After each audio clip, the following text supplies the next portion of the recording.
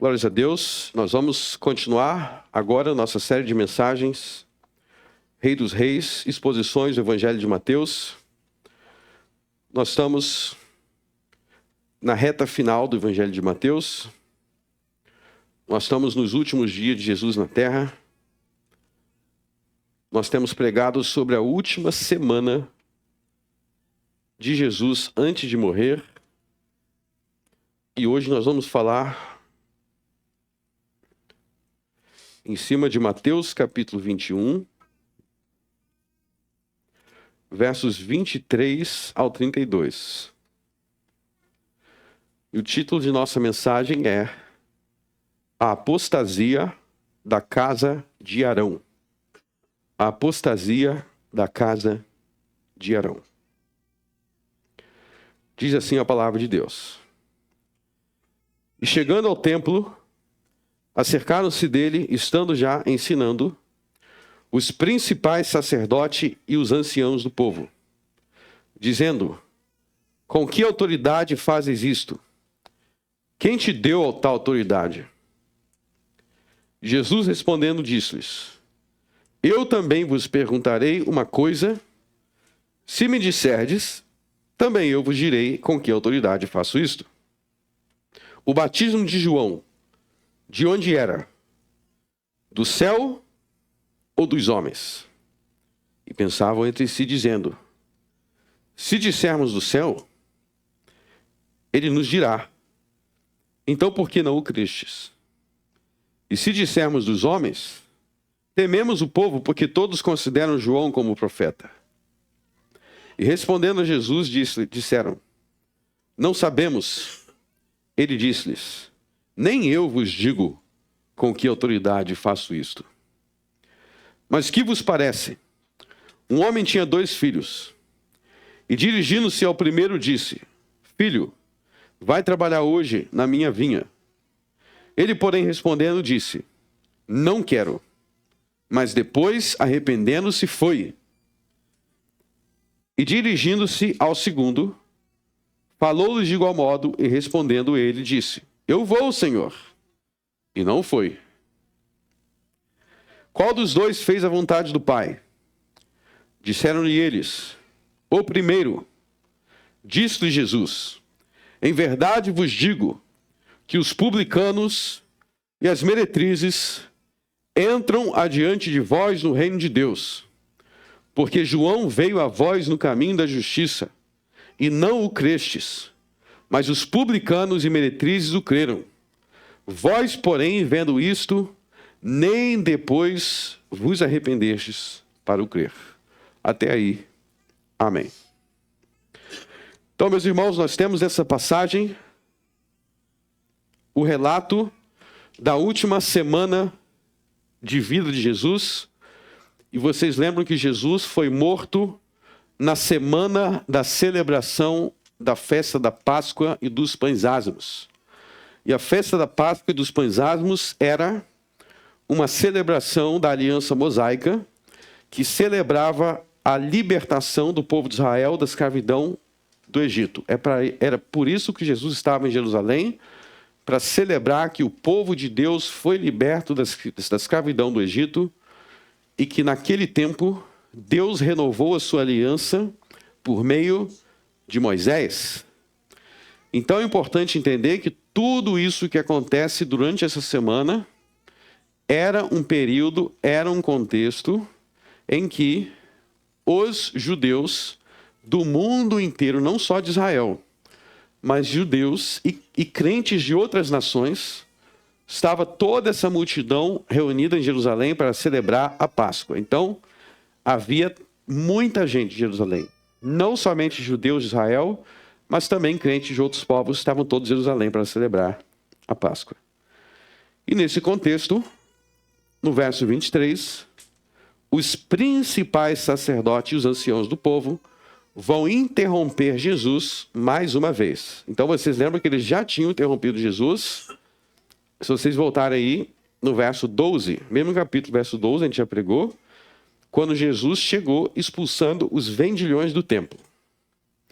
E depois de expulsar os vendilhões do templo, é dito no verso 15, que os principais sacerdotes e os escribas foram questionar Jesus, interromper Jesus, pelos milagres que ele estava realizando e porque ele estava sendo adorado pelas crianças. E agora, no outro dia, novamente, verso 23, Jesus estava ensinando no templo, Jesus estava pregando, e novamente ele vai ser interrompido por esses homens perversos e iníquos. Observe que eles são os principais sacerdotes. Se você observar bem, Jesus não era rejeitado por todos os sacerdotes.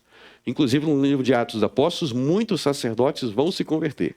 Mas ele foi rejeitado pelos principais, ou seja, pelos mais importantes. Lembrando o que era um sacerdote.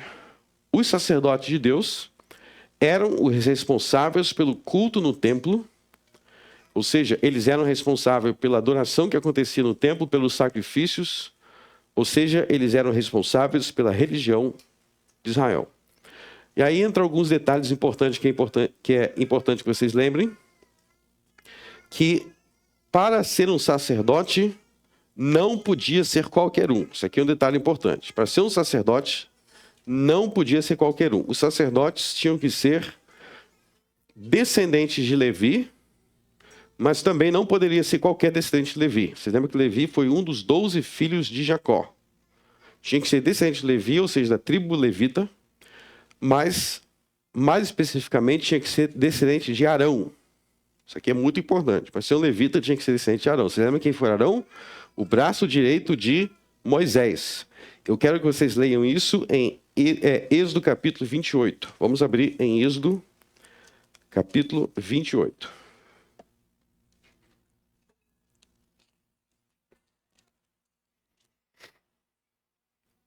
Verso 1. Essa é a primeira vez que Deus revelou a Moisés quem seriam os sacerdotes. Depois tu farás chegar a ti e teu irmão Arão e seus filhos com ele do meio dos filhos de Israel, para me administrarem o ofício sacerdotal, a saber, Arão, Nadab, Abiú, Eleazar e Itamar, os filhos de Arão. Então vocês veem aí o sacerdote Arão e seus 4 filhos. Pulem para Números capítulo 3. Números capítulo 3. Gênesis, Êxodo, Levítico, Números. Números capítulo 3. É o 4º livro da Bíblia. Números 3, verso 10.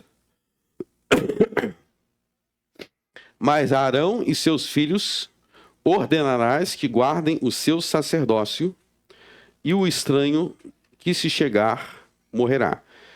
Então, a palavra filhos, aí no verso 10, não é somente os filhos imediatos, mas todos os descendentes. Então, por exemplo, Jesus é filho de Abraão, é filho de Davi. Quer dizer que ele é descendente de Abraão, descendente de Davi. Então, quando ele diz, e o estranho que se chegar morrerá, estranho aí quer dizer alguém que não fosse descendente de Arão. Então, qualquer um que não fosse descendente de Arão, que tentasse ser um sacerdote, estaria errado e poderia ser punido pelo Senhor com morte. Muito bem. Por que é importante entender isso? Veja bem. Na nação de Israel, no país chamado Israel, pode voltar para Mateus 21. Havia 2 famílias, 2 descendências que eram as mais importantes. Isso é um detalhe muito importante de entender. As 2 mais importantes descendências de Israel eram a casa de Davi e a casa de Arão. Ou seja, os descendentes de Davi e os descendentes de Arão eram as descendências, as famílias mais importantes de Israel. Por quê? Porque da casa de Davi era a família real, ou seja, era a linhagem dos reis, e dessa linhagem dos reis, Deus prometeu que viria o Messias, o Cristo, que é Jesus. E a família de Arão era a segunda mais importante família de Israel, porque os descendentes de Arão eram responsáveis pelo culto, pela adoração, pelo templo. Então, essas eram as 2 mais importantes famílias da casa de Arão. Então, Voltando em Mateus 21, é importante entender que esses homens aí, Mateus 21, que estão desafiando Jesus, no verso 23, eles são descendentes de Arão. Quando é dito que é sacerdote, eles são descendentes de Arão. Por que isso é importante nesse contexto? Porque no verso 25, Jesus vai se referir a João Batista. Não é isso? João Batista também era descendente de Arão. Isso é outro detalhe importante. João Batista também era descendente de Arão. Vocês vão aprender sobre isso, volte em... Quer dizer, vai para o Evangelho de Lucas, é o terceiro evangelho. Evangelho de Lucas, capítulo 1, verso 5. Evangelho de Lucas, capítulo 1, verso 5. No capítulo 1 de Lucas, ele vai te falar sobre o nascimento de João Batista. Ele vai dizer assim, no verso 5. Existiu no tempo de Herodes, rei da Judéia, certo sacerdote chamado Zacarias, da ordem de Abias, e cuja mulher era das filhas de Arão, e o seu nome era Isabel. Então, os pais de João Batista eram Zacarias e Isabel. O que o texto está dizendo? Que o seu pai Zacarias era um sacerdote. Se ele era um sacerdote, ele era descendente de quem? De Arão. E a sua esposa Isabel também era descendente de Arão. O que isso significa? Significa que João Batista também deveria ser um sacerdote. É um detalhe que muitas pessoas não observam, mas João Batista deveria também ser um sacerdote. Aí vocês precisam se perguntar, por que João Batista não era um sacerdote? Se ele era da linhagem sacerdotal, se todos os descendentes de Arão tinham que ser sacerdote, por que João Batista não era um sacerdote? E aí, se vocês fizerem essa pergunta, vocês vão começar a entender algo muito, muito importante sobre a razão da morte de João Batista que muitas pessoas não percebem. Antes de responder essa pergunta, eu quero que vocês fiquem com essa pergunta na cabeça. Vou repetir. Se João Batista era descendente de Arão, seu pai era sacerdote, sua mãe era descendente de Arão, por que ele não era um sacerdote? Por que ele não era um sacerdote? Guarde essa pergunta, volte para o capítulo 21, que nós vamos responder depois. Bom, voltando para Mateus 21, esses sacerdotes vão questionar Jesus. Com que autoridade fazes isto? Verso 23. E quem te deu tal autoridade? E aí Jesus, ele vai responder a pergunta com outra pergunta. E a pergunta de Jesus sobre João Batista, pode fazer parecer que Jesus está mudando de assunto. Pode parecer que Jesus está fazendo a pergunta nada a ver com o assunto. Porque os caras perguntam sobre a autoridade de Jesus, e Jesus pergunta o batismo de João, verso 25. O batismo de João era da onde? Era do céu ou era dos homens? Isso é outra forma de perguntar o seguinte: por que João batizava? Ele inventou isso, ou seja, dos homens, ele inventou o batismo. Ou João recebeu ordem para batizar de Deus? Ele está perguntando, João era um profeta? O que João fazia? Ele fazia com a autoridade divina? Ou ele era só um homem inventando coisas, inventando batismo que Deus não mandou batizar? E aí a gente tem que se perguntar o que essa pergunta de Jesus tem a ver com a pergunta dos sacerdotes. Por que Jesus não responde logo? Como nós vamos ver, Jesus está respondendo. A pergunta de Jesus é a resposta dos sacerdotes. Porém, é uma resposta que vai colocá-los numa sinuca de bico e nós vamos ver por quê. Bom, vocês veem que o sacerdote, no verso 25 e até o verso 27, eles não querem responder. Eles não querem responder. E por que eles não querem responder? vamos voltar lá em Mateus 3 para a gente entender. Mateus 3 é o batismo de Cristo.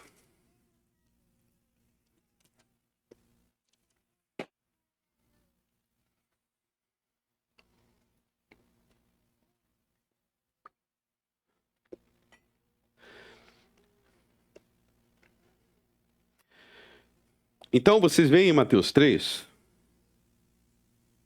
dos versos 13 ao 17, que João Batista batizou Jesus Cristo.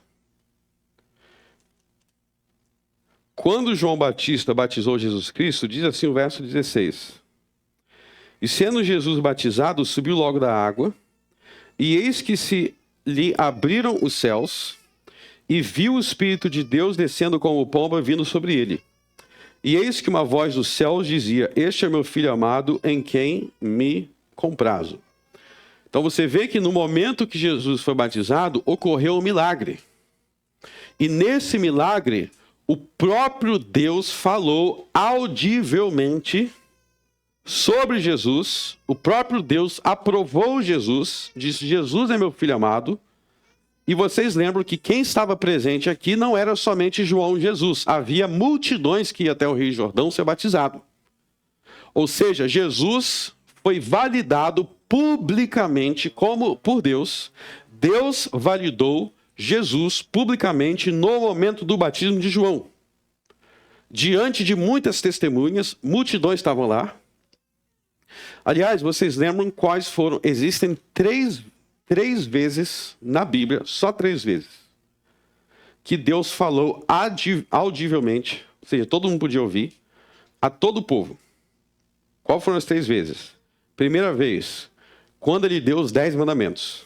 Lá em Êxodo 20, quando Deus deu os 10 mandamentos, ele falou audivelmente para todo mundo ouvir. Segunda vez, no início do ministério de Jesus no batismo, isso daqui. Então aqui Deus falou audivelmente para todo mundo ouvir, foi a segunda vez. E a terceira e última vez é no final do ministério de Jesus, João capítulo 12. Durante a festa da Páscoa, quando Jesus estava em Jerusalém, Deus falou audivelmente no céu para todo mundo que estava ali ouvir.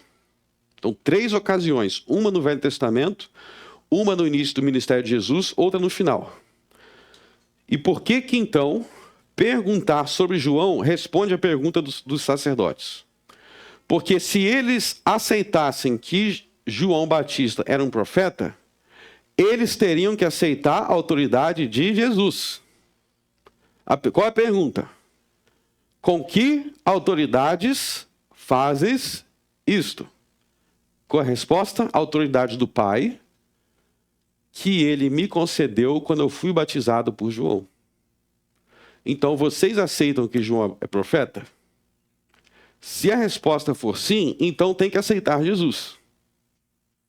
Se disser que João é profeta, tem que dizer que Jesus é o Cristo, porque João pregou Jesus e o ministério de Jesus foi inaugurado no batismo de João. Mas como eles não querem aceitar Jesus, eles não podem dizer que João era um profeta. Está vendo que a pergunta deles é respondida por Jesus? A pergunta de Jesus, se eles responderem, vai responder a pergunta deles. Volte para Mateus 21.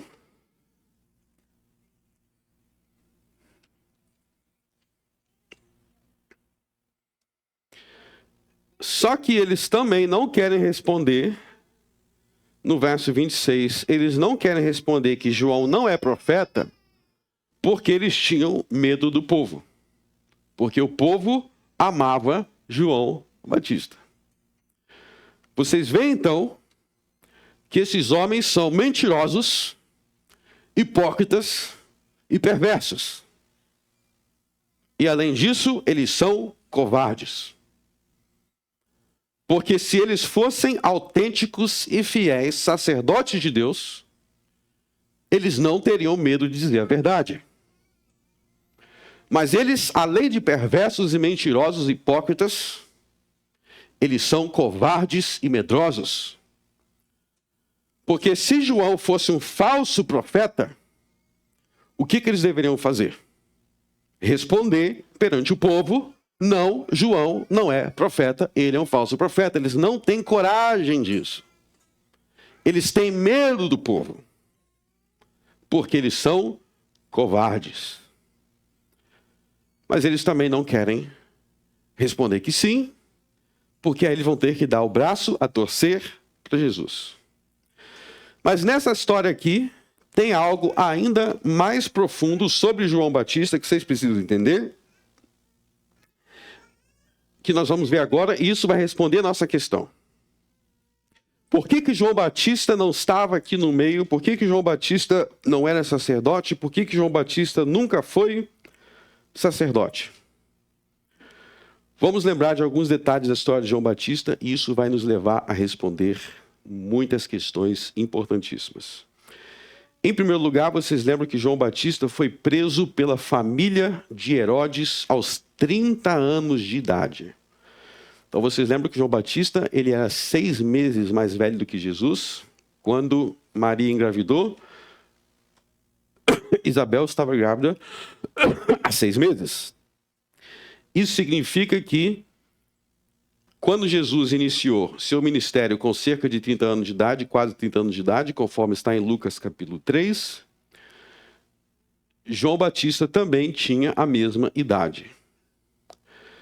João Batista, então, tinha cerca de 30 anos de idade, tinha 30 anos de idade, quando ele foi preso pela família de Herodes. Então vamos recapitular aqui. Vocês lembram que João batizou Jesus no Rio Jordão, e aí Jesus foi para o deserto. Nisso que Jesus foi para o deserto, foi o momento que João foi preso. Isso está em Mateus capítulo 4, verso 12. Ou seja, João e Jesus não exerceram o ministério ao mesmo tempo. Primeiro foi João. Então João teve ministério de talvez 6 meses, 1 ano. É um detalhe que muita gente não percebe. Foi um ministério muito curto. Talvez 1 ano. E depois de batizar Jesus, ele foi preso.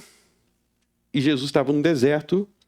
E quando Jesus começa a pregar, depois de voltar para o deserto, João estava na cadeia. O que significa? Que João estava preso com 30 anos de idade. Por que isso é um detalhe importante? Porque segundo Números capítulo 4, não precisa abrir agora, vocês podem ler em casa, Números capítulo 4, o sacerdote tinha que começar a ser sacerdote com 30 anos de idade. Então João Batista foi preso exatamente no ano que ele deveria começar a ser um sacerdote como seu pai. Guarda isso que é muito importante. Eles prenderam João Batista com 30 anos de idade, exatamente no ano que ele deveria iniciar o sacerdote, conforme está escrito em Números capítulo 4.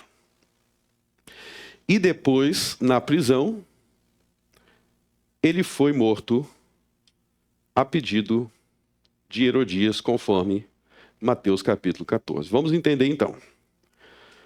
Havia 2 grandes famílias em Israel. A família de Davi, a família de Arão. Vocês lembram que quando Jesus nasceu, a família de... o rei Herodes ficou muito preocupado. Por que o rei Herodes ficou muito preocupado? Porque o rei Herodes ele não era descendente de Davi. Então lembre que o rei Herodes ele era descendente de Esaú. O rei Herodes era descendente de Esaú, filho de Jacó. Se você entende alguma coisa de Velho Testamento, você entende que Esaú foi a nação rejeitada. Ou seja, o reinado de Herodes, como rei de Israel, era um reinado ilegítimo aos olhos do Velho Testamento, porque quem deveria ser o rei de Israel eram os descendentes de Davi. Por isso que quando nasce Jesus, Herodes fica preocupado. Porque ele vê em Jesus uma ameaça ao seu reinado, porque ele não é da descendência de Davi, e os magos chegaram dizendo, nasceu o rei de Israel da descendência de Davi.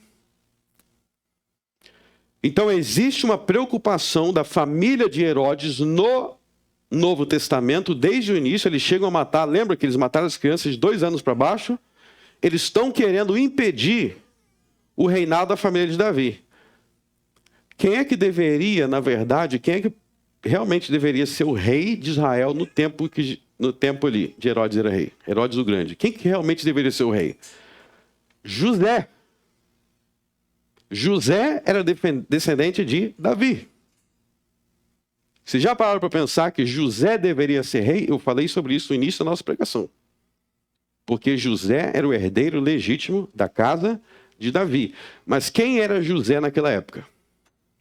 José era um homem sem grandes recursos. Ele era um homem sem grandes recursos, era um homem comum. Só que as pessoas leem essa história, eles não percebem quem era José e Maria. José e Maria não eram qualquer um. Eu já vi algumas pessoas falando assim, Deus escolheu uma mulher qualquer para ser a mãe de Jesus. Que mulher qualquer? Maria era descendente de Davi por meio de Natã, Lucas capítulo 3, e José era descendente de Davi por meio do rei Salomão. Eles não eram qualquer um, eles eram a verdadeira família real de Israel. Só que a família verdadeira real de Israel estava negligenciada, desprezada. Porque Israel estava vivendo um período de grande apostasia, onde eles não honravam quem tinha que ser honrado. E por castigo de Deus estava Herodes, um homem perverso como rei, e José esquecido. José era descendente do grande rei Salomão. Mas ele estava desprezado, esquecido. E aí vocês vão entender por que eles tiveram que matar João o Batista. Vejam bem. Desde o tempo de Herodes, eu acabei de mostrar que Herodes tinha uma preocupação com os descendentes de Davi. Porque os descendentes de Davi eram uma ameaça para o poder dele. Mas além disso, como vocês vão entender agora, os da casa de Herodes também eram muito preocupados com os descendentes de Arão. E aí que vocês precisam entender que João Batista também não era qualquer um. As pessoas se acostumam a imaginar a Bíblia. Deixa eu dar uma orientação para você. Eu já falei aqui muito sobre o problema de pensar nas histórias bíblicas com base em desenho, filme e novela. Então, com base nos desenhos, nos filmes e na novela, João Batista é um cara louco que fica gritando e aí ele vai lá, ele xinga a Herodias e Herodes e ele xinga e é morto só porque ele xingou. E é isso aí, esse João Batista. Mas deixa eu te dizer um outro perigo além dos filmes, dos desenhos para a compreensão bíblica. É ouvir muitas pregações erradas ou incompletas. Alguns de vocês se converteram em nossa igreja, alguns de vocês vieram de outras igrejas, e às vezes eu tenho a dúvida se para aprender a Bíblia é mais fácil ensinar para quem está se convertendo agora ou ensinar para quem é crente há 150 anos. Porque quando a gente vai ensinar para novo convertido, eu tenho essa dúvida. Quando a gente vai ensinar para convertido, o cara está fresco, ele entende tudo na hora. Às vezes você vai ensinar para alguém que é crente 150 anos, o cara tem tanta coisa confusa na cabeça porque ensinaram errado, ou porque aprendeu a metade, que fica às vezes mais difícil de ensinar. Você sabe que um dos problemas da interpretação do Novo Testamento é que as pessoas não conhecem o Antigo. As pessoas acham que o Novo Testamento é assim. Esquece tudo que aconteceu antes, porque vai recomeçar do zero. Se você não conhece o Velho Testamento, você saberia que João Batista deveria ter sido ordenado ao sacerdote com 30 anos de idade? Não. Você tem que ler Números. Você tem que ler Levítico. Você tem que ler Êxodo. Por isso que tem muita coisa que está claro na Bíblia, mas as pessoas acham que não está claro. Porque elas querem entender, elas querem chegar em Mateus 1, 2 e 3 e entender, ignorando ou fazendo de conta que não existe tudo que veio antes. João Batista estava no deserto por quê? Por que ele estava no deserto batizando no Rio Jordão? Porque ele era um cara excêntrico. Porque ele era tinha um jeito meio loucão, a gente tem que ser meio loucão por Cristo. Não é por isso, não. João batizava no Rio Jordão porque no livro de Josué, o Rio Jordão foi o lugar que Israel entrou na terra prometida, tinha um simbolismo daquele lugar. E ele pregava no deserto porque quando Deus instituiu a aliança com Arão, o seu antepassado, ele instituiu essa aliança no deserto. João estava pregando no lugar que Arão recebeu o sacerdócio, porque ele é o verdadeiro filho de Arão. Moisés, a aliança foi no deserto. Todas as partes do ministério de João Batista têm um significado. Por que é no deserto? Por que é no Rio Jordão? Tudo tem significado. Mas você não vai entender esse significado se você ignorar de Gênesis a Malaquias. Não vai entender. Então, meus irmãos, se vocês voltarem para o tempo de Cristo, vocês vão entender que se Jerusalém era a mais importante cidade do mundo aos olhos de Deus, porque em Jerusalém estava no templo, isso significa que os homens mais importantes e poderosos de Israel eram os sacerdotes. Porque os sacerdotes tinham influência sobre todo o povo. Por isso, se você voltar naquele tempo, você vai entender por que o Império Romano e Herodes, que era o rei da Judéia, por que eles tinham a preocupação de manipular quem seria os sumos sacerdotes.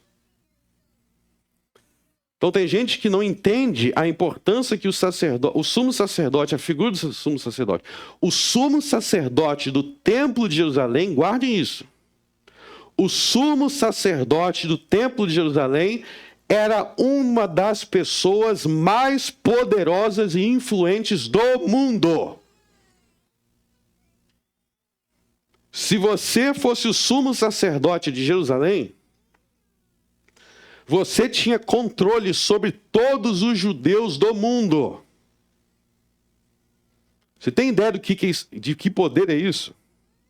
Havia judeus espalhados por todas as cidades importantes do império. Havia judeus em Roma, havia judeus em Corinto, em Tessalônica, em Alexandria, todas as grandes cidades. E essa era uma das razões pela qual, no julgamento de Cristo, Pôncio Pilatos ele tem medo do sumo sacerdote em alguns momentos. Por que ele não quer contrariar o sumo sacerdote? Por que Pôncio Pilatos não quer contrariar o sumo sacerdote? Porque existe o risco, se o sumo sacerdote der uma palavra, os judeus podem se rebelar em todo o império. E é o que eles vão fazer depois.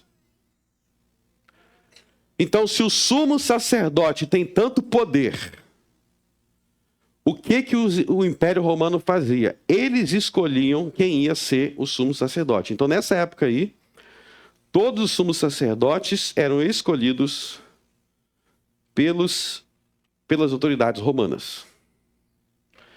Então, havia um conchavo, uma aliança pervertida e corrupta entre o sumo sacerdote, que governava todos os judeus do mundo, e as autoridades romanas e a família de Herodes, que queriam controlar o sacerdote, porque assim eles controlariam o povo. E aí você vai entender por que João Batista era um problema. O que iria acontecer se João Batista se tornasse um sacerdote? E eu te digo mais. se João Batista não fosse morto, considerando a grande popularidade que ele tinha, considerando que ele é profeta, o que ele ia virar? Ele ia virar o sumo sacerdote. João Batista, então, meus irmãos, ele não era qualquer um, ele não era um louco no deserto. João Batista tinha o potencial de se tornar um dos homens mais poderosos do mundo se ele chegasse ao cargo de sumo sacerdote. Se você entender isso, você vai entender por que a família de Herodes quer matá-lo. Eles não querem matá-lo só porque ele entrou aqui me xingando, eu vou matar. Muita gente xingava eles naquela época. Muita gente xingava, não gostava da família de Herodes. João Batista era poderosíssimo, não só espiritualmente. João Batista tinha poder político, influência, ele era um profeta, ele falava contra o rei, o povo ouvia. E se esse homem virar sacerdote? Ele vai se submeter ao poder de Roma? Ele vai ele vai deixar rolar o comércio no templo? Ele vai fazer a vontade do imperador? O que João Batista ia fazer se ele fosse trabalhar no templo? Ia acabar com essa aliança. Vocês estão entendendo agora por que eles não conseguem aceitar João Batista? Vocês entendem agora quem é João Batista? Vocês entendem que João Batista poderia estar no lugar de Caifás que condenou Jesus? Ele é um descendente de Arão. E eles mataram ele no ano em que ele se tornaria sacerdote. Eles não deixaram acontecer. Esse é João Batista. Então, com isso, meus irmãos, nós vemos que havia uma usurpação contra as duas casas de Israel. De um lado havia Herodes usurpando o trono de Davi, mas havia também Herodes, a família de Herodes, manipulando a casa de Arão, para que entrassem os sacerdotes deles, para que entrassem os líderes deles. João Batista e Jesus, então, representam nos evangelhos os verdadeiros filhos de Davi e de Arão. Os verdadeiros herdeiros da aliança que Deus fez com seus pais. Se vocês entenderam que é isso tudo que está em jogo, por que eles não podem responder que João era um profeta? Por que eles têm que ignorar João? Porque eles estavam defendendo o seu próprio poder.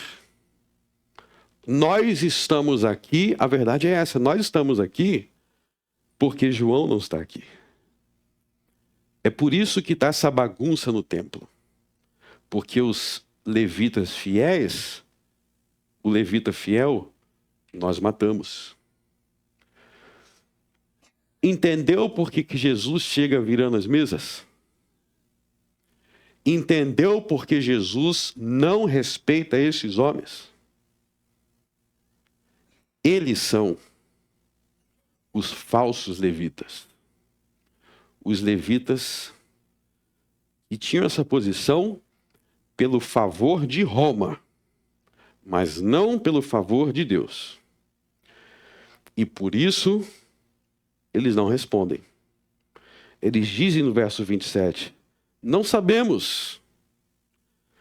E Jesus fala, então eu também não vou te dizer com que autoridade eu faço isso. Você não me responde, eu não te respondo. E aí, meus irmãos, nós precisamos entender algo muito importante aqui. Veja que a autoridade de Jesus foi confirmada por milagres públicos. Esse é um detalhe muito importante. A autoridade de Jesus foi confirmada por milagres públicos. E aí que nós vemos um princípio muito importante que precisamos entender, que é a verdadeira religião, a verdadeira fé, ela não se baseia em fatores subjetivos e internos. Ou seja, a fé cristã, ela pode ser comprovada por eventos e fatos públicos que nós precisamos, que nós podemos verificar e confirmar. Então veja bem, vamos nos situar naquela época. Se alguém se perguntasse assim, por que você segue Jesus? Por que você segue João Batista? A resposta não seria simplesmente, porque eu sinto no meu coração. Ou é porque eu prefiro assim. Não. A autoridade de João Batista, a autoridade de Jesus, a autoridade dos apóstolos foi confirmada por Deus diretamente por eventos e acontecimentos públicos, objetivos e verificáveis. Se você quer uma prova de que Deus existe e que Cristo é o seu Filho Salvador, eu acho que não tem prova maior do que ele falando diretamente do céu, né? Eu queria que Deus falasse, ele falou do céu. Diretamente. Ele falou, este é o meu filho amado. Este é o meu filho amado. Com milagres públicos. E a mesma coisa pode ser dita por nós hoje. Entenda o seguinte. Se você quer razões para ser cristão, tem gente que pensa, no que se trata de fé, não existem provas. Tem gente que pensa assim. Cada um segue a fé que quer ou que prefere com base no seu coração, no que sentir no coração. Isso não é verdade. A fé verdadeira, o cristianismo, é baseado em provas objetivas e verificáveis. Por que esses sacerdotes, por que eles não chegavam nessas provas? Por que eles não chegavam naquilo que o próprio Deus fez para garantir que Cristo era verdadeiro? Porque eles, por causa dos seus corações perversos e pecaminosos. Ou seja, não era porque não havia provas, mas era porque, havendo provas, eles não queriam aceitá-los. Da mesma forma, hoje, nós podemos hoje verificar objetivamente que a fé cristã é verdadeira com base em provas objetivas que a Bíblia deixa. E aqueles que não creem é porque não querem crer. É porque, como sacerdotes, há razões pecaminosas pelos quais eles não querem admitir que no batismo de Cristo de João, Deus falou do céu. Eles não creem porque eles não querem crer, porque eles não querem ver. Não é porque as provas não estão lá. O mesmo podemos dizer hoje de todos os ateus, de todos os incrédulos. Vocês não creem porque vocês não querem crer. Vocês não enxergam porque não querem enxergar. Porque há abundantes provas de que Jesus é o Messias, o Filho de Deus, que nós podemos verificar até hoje. Vocês sabiam que a autoridade de todos os profetas bíblicos, todos os livros bíblicos, pode ser objetivamente verificada por abundantes provas que nós podemos constatar hoje e agora. Então os ateus dizem, há 13,7 bilhões de anos atrás, as leis da física eram assim, assim, assado. E aí aconteceu isso assim, assado. Não existia terra, não existia o sol. Eles podem verificar e provar que era assim há 13 bilhões de anos atrás? Óbvio que não. É óbvio que não. Eles não conseguem nem encontrar determinadas coisas que aconteceu há 10 anos atrás. Eles não sabem. Vocês realmente acham que eles sabem o que aconteceu há 13 bilhões de anos atrás? Não. Eles estão falando para você do que aconteceu há 13 bilhões de anos atrás, pelo mesmo motivo que os sacerdotes não querem responder se João Batista é profeta ou não. Porque eles não querem enxergar. Por isso que tem essas histórias. Vamos considerar algumas dessas provas. Você pode falar assim, realmente Deus falou do céu lá no batismo de Cristo, mas eu não estava lá, então não tem como verificar se isso de fato aconteceu. Muito bem. Mas Deus deu outras provas que você pode verificar. E eu vou falar sobre algumas delas. É simples. Vamos lá. Nós temos um livro chamado Daniel. Então esse livro existe, ele tem um conteúdo. Antes de falar de Daniel, vamos voltar um pouco no tempo que vou fazer a conexão com o Daniel. Você tem um livro chamado Gênesis, escrito por Moisés. Nesse livro é dito que havia um homem chamado Abraão, e que esse homem chamado Abraão, Deus apareceu para ele, e disse que ele teria um filho, e que desse filho viria uma grande nação. Você não estava lá quando Deus falou com Abraão, né? Não estava. Mas você pode verificar hoje e agora que existe um grande povo chamado povo judeu. Então, mesmo que você não estava lá para falar com Abraão, existem coisas nesse livro que você pode verificar agora, como o fato de que existe até hoje o povo de Israel. Agora vamos se aprofundar. Lá nesse livro de Gênesis, escrito por Moisés, está escrito que deste povo de Israel viria um descendente, e que esse descendente ele seria reconhecido como rei por todos os povos, e que através dele o Deus de Abraão seria conhecido por todos os povos. Você pode verificar isso agora. Que tem um descendente de Abraão, Jesus, que ele, ao longo da história, ele fez, por causa dele, em todas as nações da terra, nós temos adoradores do Deus de Abraão.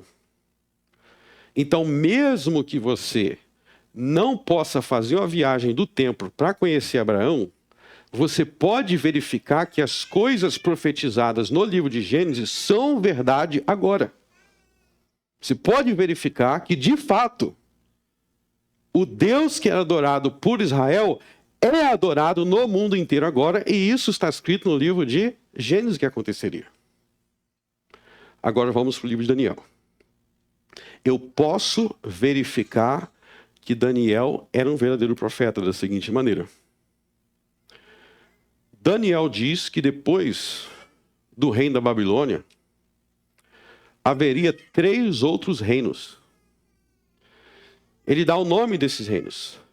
Ele diz que depois do reino da Babilônia, haveria o reino dos medos persas, depois haveria o reino dos gregos, e depois haveria um 4º reino que viria depois dos gregos. E Daniel diz,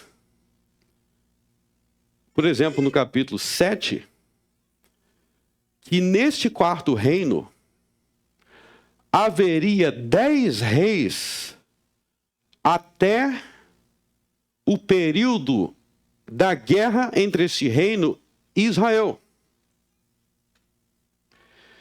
E que um 11º seria o responsável por lutar nessa guerra contra Israel. Então guarda isso. Daniel disse quantos reinos haver, quem seriam os próximos reinos depois da Babilônia? E ele disse quantos reis existiriam até o período da guerra contra Israel.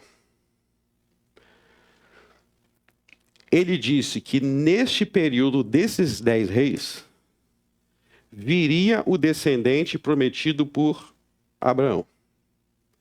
E ele disse quanto tempo demoraria a guerra.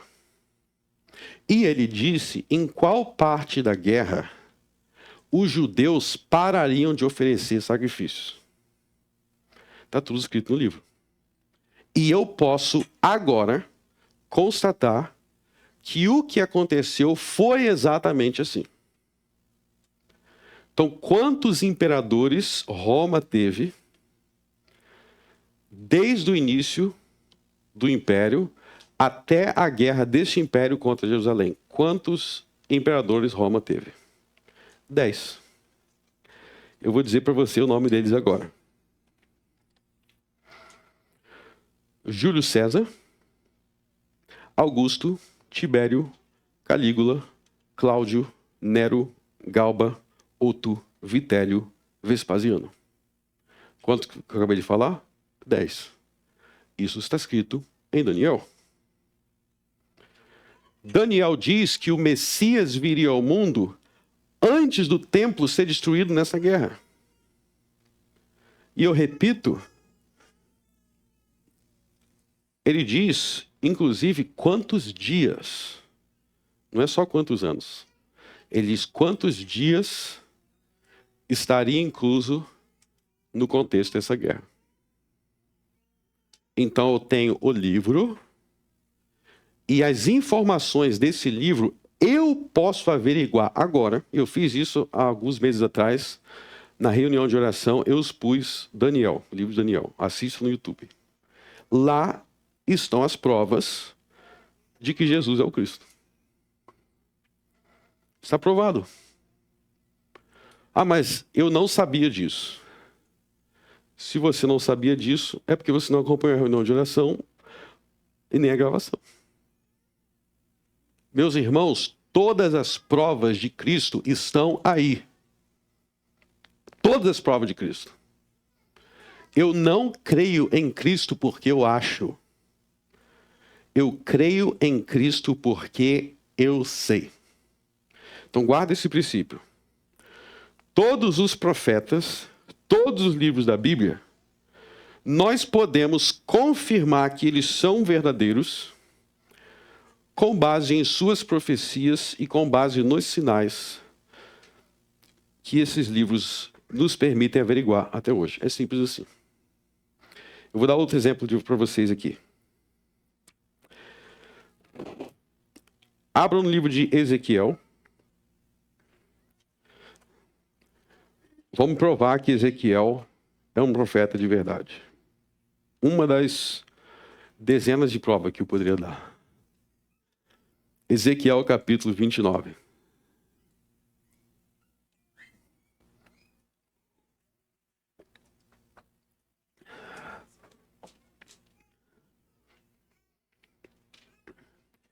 Antes de ler, eu quero fazer uma observação aqui. Quem já viajou para o Egito? Alguém aqui já viajou para o Egito? Ninguém? Alguém aqui tem vontade de viajar para o Egito? Só as crianças? Muito bem. Vocês provaram meu ponto. Quem aqui gostaria, deixa eu dar outro país, de viajar para os Estados Unidos? Mas, gente, eu vou pagar a viagem. Se eu pagar a viagem, vocês vão... então teve mais gente. Quem gostaria de viajar para a Suíça? Então, tá vendo? Quando eu falei no Egito, eu só vi 2 crianças levantando a mão. Vocês vão entender porque eu estou falando isso. Quando eu falei Estados Unidos, quase todo mundo, Suíça, quase todo mundo. Tem um monte de país que se eu falar, eu sei que vai ser quase todo mundo. Agora, se eu falar assim, ó, Afeganistão, eu sei que vai ser menos... Afeganistão, cara? Cuidado. Mas veja bem, por que quase ninguém levantou a mão para o Egito se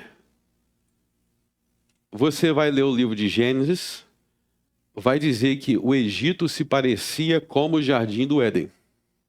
Vocês sabiam que tem 3 lugares na Bíblia, que é dito que era parecido com o Jardim do Éden. Sabe quais são esses lugares? Egito, Sodoma e Gomorra, Jerusalém. Então, em Joel 2, Jerusalém é dito que parece com o Jardim do Éden. Gênesis 14, Sodoma e Gomorra, Egito, comparado com o Jardim do Éden. E se você ler os livros de histórias, eles vão falar que o Egito realmente era muito lindo, que era maravilhoso e tal. Aí você liga a sua televisão ou você pesquisa no Google, você olha para o Egito, você não vê essa beleza toda. Você fala Jardim do Éden, mas isso aqui parece um deserto. Meio esquisito. Tem lugar que parece favela, né? O que aconteceu? E mais uma pergunta. Quem viaja para o Egito hoje, qual é a razão principal da viagem? É para ver coisa antiga. É para ver pirâmide, né? O pessoal viaja lá para ver as pirâmides. Ou seja, o Egito vive de glórias passadas. Por exemplo, pensa bem nisso. Por exemplo, quem viaja para Nova York? Quem viaja para Nova York não é para ver glórias passadas, é para ver a glória de hoje. Quem viaja para o Egito é para ver tumba de faraó de muito tempos atrás.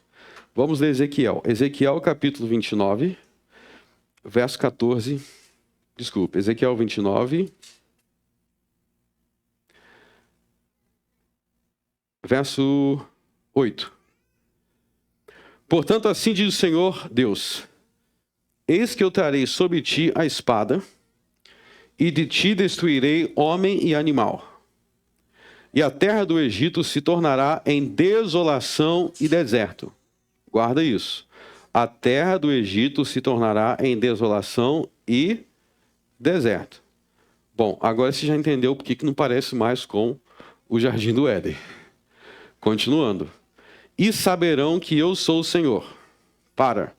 Você está vendo que ele está dizendo que a destruição do Egito é uma das maneiras que você tem de saber que Deus é o Senhor.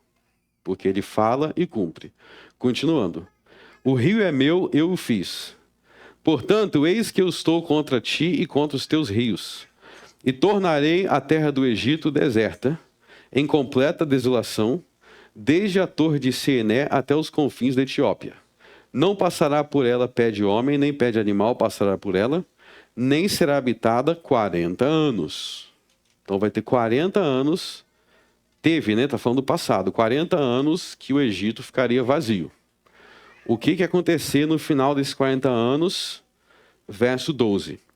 Porque tornarei a terra do Egito em desolação no meio das terras desoladas. E as suas cidades, entre as cidades desertas, se tornarão a desolação por 40 anos. E espalharei os egípcios nas nações e os dispersarei pelas terras. Porém, assim diz o Senhor Deus: ao fim de 40 anos, ajuntarei os egípcios dentre os povos entre os quais foram espalhados. E removerei o cativeiro dos egípcios e os farei voltar à terra de Patros, a terra de sua origem, e serão ali um reino humilde. Então, você viu que haveria um julgamento contra o Egito e aquele país muito poderoso, muito bonito, se tornaria parecido com o deserto, só que não seria uma destruição completa. Deus faria com que o Egito continuasse a existir. Só que o que ia acontecer depois? Verso 15. Mais humilde se fará do que os outros reinos. Agora vamos ler todo mundo junto. E nunca mais se exalçará sobre as nações, porque os diminuirei para que não dominem sobre as nações. Então, nunca mais o Egito seria aquele lugar grandioso, ou seja, sempre seria um país medíocre. O que o Egito hoje? É um país grandioso? É um país glorioso? Não, é mais um país qualquer. Tanto que você fala no Egito, você não fala assim, ó, uma das grandes potências do mundo. É um país medíocre. Pronto. Você pode constatar que isso aqui de fato aconteceu e é um fato agora. Tanto que quem viaja para o Egito não viaja pelo que o Egito é. Viaja pelo que o Egito foi, para ver coisas passadas, glórias passadas, porque hoje é um país medíocre, igual Ezequiel disse. Então deixa eu te dizer uma coisa. Se você fizer um estudo aprofundado dos profetas, você vai profeta por profeta. Se você entender a profecia e analisar o cumprimento, pronto, você tem aí a prova de Deus e a prova de Jesus Cristo como Filho de Deus. Eu posso provar Jesus Cristo por meio dos profetas. São provas públicas. Isso aqui são fatos públicos. Os profetas profetizavam sobre coisas públicas. Vamos ver outro exemplo. Jeremias capítulo 31.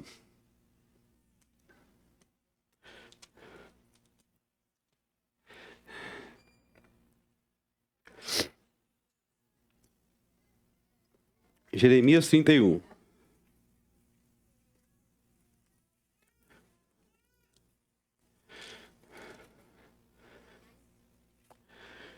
Antes de ler, vou fazer um comentário. Qual é na história o povo, a etnia, que mais foi perseguida? Quem é que sabe? O povo mais perseguido na história é o povo de Israel.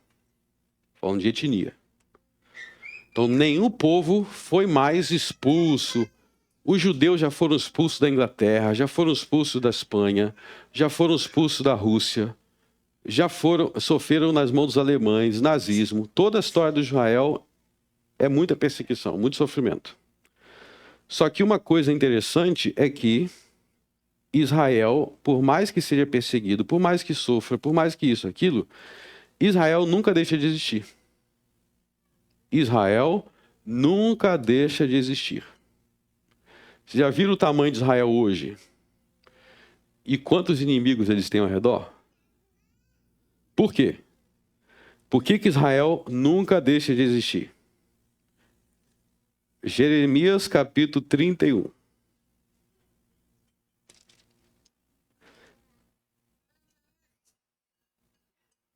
Verso 35. Assim diz o Senhor que dá o sol para a luz do dia, e as ordenanças da lua e das estrelas para a luz da noite, que agita o mar bramando as suas ondas, o Senhor dos exércitos é o seu nome. Verso 36. Vamos ler todo mundo junto? Se falharem estas ordenanças diante de mim, diz o Senhor, deixarei também a descendência de Israel de ser uma nação diante de mim para sempre. Então Deus está falando, ó, para Israel deixar de existir, a lua, o sol, as estrelas têm que parar de dar luz também. Ou seja, Israel nunca vai deixar de existir. Eu posso comprovar isso olhando para a história do mundo e de Israel. Meus irmãos, eu quero terminar dizendo que uma das maiores desgraças da igreja moderna é o entendimento futurista das profecias. Por que é o entendimento futurista das profecias? O pessoal lê as profecias bíblicas e joga tudo para agora. Você lê Isaías, está se cumprindo agora. Está se cumprindo agora, está se cumprindo agora. É tudo agora, tudo no futuro, tudo no futuro, tudo no futuro. Qual o problema disso? O problema disso, você eliminou todas as provas da Bíblia. Os futuristas eliminam todas as provas da Bíblia. Você chega em Daniel 7. Ao longo da história da igreja, você vai ler Atanásio de Alexandria. Atanásio vai te dizer assim, eu provo Jesus Cristo para os gregos e para os judeus com o livro de Daniel. E ele vai mostrando 10 reis, 70 semanas de Daniel. Essa profecia se cumpriu, essa profecia se cumpriu, essa profecia se cumpriu. Ele fala, pronto, está provado o cristianismo. Agora, chega os caras hoje, não, isso aqui não se cumpriu não, vai se cumprir ainda. Não se cumpriu não, vai se cumprir ainda, vai se cumprir ainda. Você eliminou todas as provas. Meus irmãos, a fé cristã pode ser provada. A fé cristã pode ser provada. Só com o livro de Daniel, eu provo que Jesus é o Cristo. Eu provo que Deus existe, eu provo que Ele faz milagres. Que razão me darão para negar que Jesus veio, nasceu na cidade que Ele disse que nascer, Belém, Miqueias, nasceu de uma virgem, igual Isaías disse, nasceu no tempo dos 10 reis, igual Daniel disse. Tudo aconteceu com precisão. Por que os homens, então, não querem crer? Por que os homens não querem crer que Jesus ressuscitou dos mortos? Se no momento da destruição da cidade de Jerusalém, nós temos tantas testemunhas que disseram que foram vistas nos céus carruagens e exércitos cercando toda a Judéia. Sendo que Jesus disse que isso aconteceria. Aí você vai me dizer, porque a maioria das pessoas não conhece esses fatos, eles não conhecem essas provas que você está me mostrando. Sim, eu concordo, eles não conhecem. Mas eu quero te dizer por que eles não conhecem.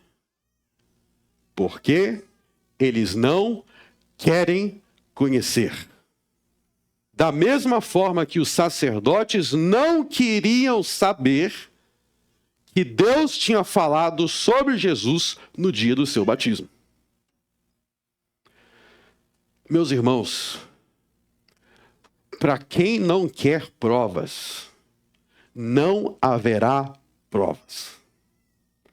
Para quem não quer enxergar, não haverá luz. Para quem não quiser ouvir, não haverá música. Porque o pecado do coração fecha os ouvidos, fecha os olhos para todas as provas de Deus. Mas Jesus disse, quem bater, a porta vai abrir. Quem clamar será respondido. Quem busca, encontra. Quem procura, acha. Meus irmãos, havia multidões de pessoas no dia do batismo de Cristo, ouvindo tudo isso. Mas quem não quer saber, nenhuma prova há de convencer. Então eu quero terminar com um alerta para vocês. Se você está lutando contra incredulidade no coração, a única razão da sua incredulidade é a sua própria culpa. Porque se você pedir a Deus provas, Ele já deu muitas e abundantes provas de que Jesus é o Cristo, o Filho de Deus, e que João Batista era o seu profeta. João Batista era o seu profeta. Vamos orar. Senhor nosso Deus, nosso Pai, obrigado por tantos sinais. Obrigado por tantos prodígios. Obrigado por tantas provas pelas quais Tu confirmas que Jesus Cristo é o caminho, a verdade e a vida.